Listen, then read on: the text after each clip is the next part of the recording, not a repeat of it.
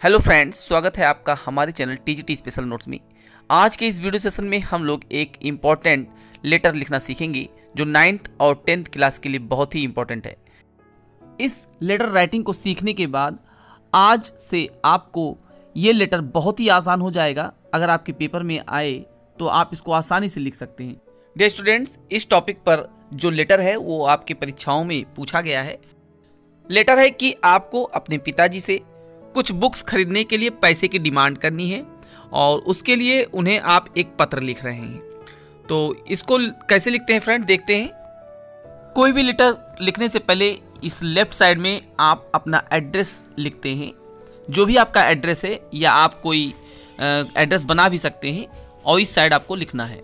Address लिखने के बाद हम अपने एड्रेस के नीचे ही डेट डाल देंगे, जिस डेट में आप ये पत्र आप लिख रहे हैं। डेट कोई भी हो सकती है। इसके बाद आप अपने पिताजी को पत्र लिख रहे हैं तो उनको संबोधित करेंगे डियर फादर से। तो आप स्टार्ट करेंगे अपना लेटर लिखना डियर फादर।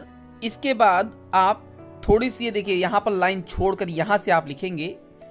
आप अपनी स्थिति के बारे में बताएंगे कि आपकी जो पढ़ाई है वो कैसी चल रही है, आपने कितने नंबर पाए हैं, आपके हाफ ईयरली परीक्षा में कितना नंबर आपने गेन किया है, इस चीज़ के बारे में आप बताएंगे।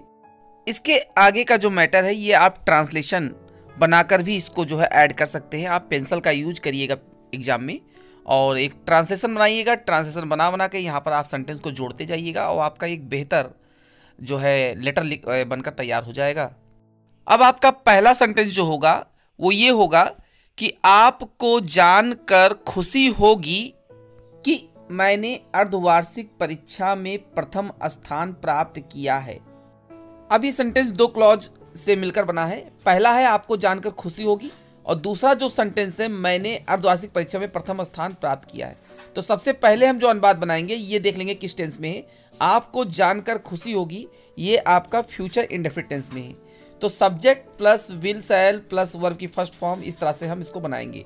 तो इसका ट्रांसलेशन होगा, पहले सब्जेक्ट लाएंगे आपको को क्या कहेंगे, यू विल बी, और खुशी का ग्लैड। आपको खुशी होगी क्या होकर, जानकर, टू नो। तो you will be glad to know कि, अब की को हम डैट से लिखते हैं तो डैट लगा देंगे कि मैंने अर्धवार्षिक परीक्षा में प्रथम स्थान प्राप्त किया है। तो आई हैव, प्राप्त करने का क्या होता है, स्टूड यहाँ का प्रयोग करेंगे। आई हैव स्टूड फर्स्ट, मतलब प्रथम स्थान प्राप्त किया है इन हाफ ईयरली एग्जाम। तो इस सेंटेंस को अब हम उठाकर यहाँ पर जोड़ देंगे। अब इसके बाद नेक्स्ट लाइन बनाइए कि मैंने 90 या 95, जो भी आप हैं हाईएस्ट मार्क दिखाइए कि मैंने 90 या 95% मार्क्स प्राप्त किए। अब ये जो ट्रांसलेशन है ये आपका पास्ट इंडेफिनिट टेंस पे है और पास्ट इंडेफिनिट टेंस का फॉर्मूला होता है सब्जेक्ट प्लस वर्ब की सेकंड फॉर्म प्लस ऑब्जेक्ट। अब यहाँ सब्जेक्ट क्या है, मैंने का क्या होगा, आई। तो आई, उसका तो वर्ब की सेकंड फॉर्म लाएंगे। तो प्राप्त करना का यहाँ हम सिक्योर्ड का भी प्रयोग कर सकते हैं, गॉट का भी कर सकते हैं। हम सिक्योर्ड करेंगे, सबसे अच्छा यहाँ वर्ड है। तो आई सिक्योर्ड 95% मार्क्स। इसके बाद आप अगला ट्रांसलेशन लाएंगे कि सभी अध्यापक मेरे इस प्रदर्शन से पूर्ण रूप से संतुष्ट हैं।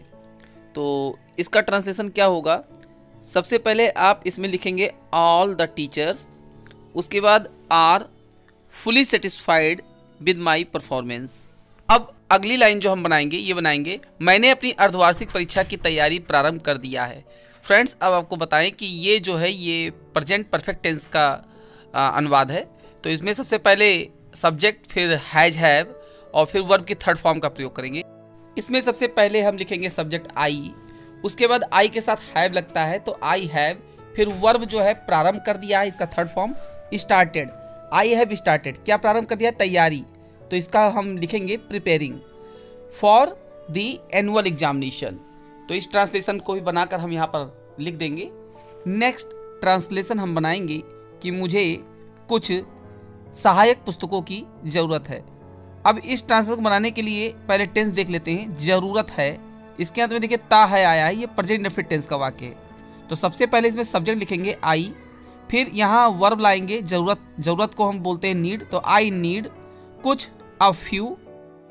उसके बाद सहायक पुस्तक का हम लिखेंगे हेल्पफुल बुक्स।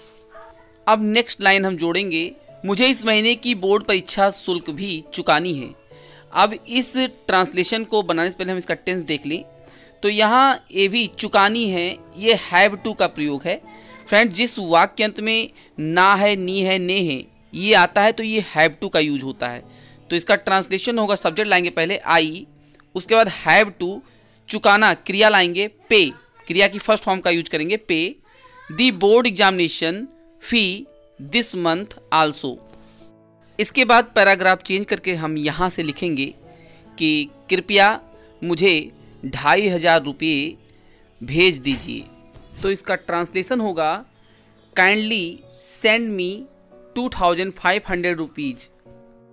नेक्स्ट लाइन आप बनाएंगे कि मुझे आशा है या मैं उम्मीद करता हूँ आप मुझे जल्द ही पैसे भेज देंगे।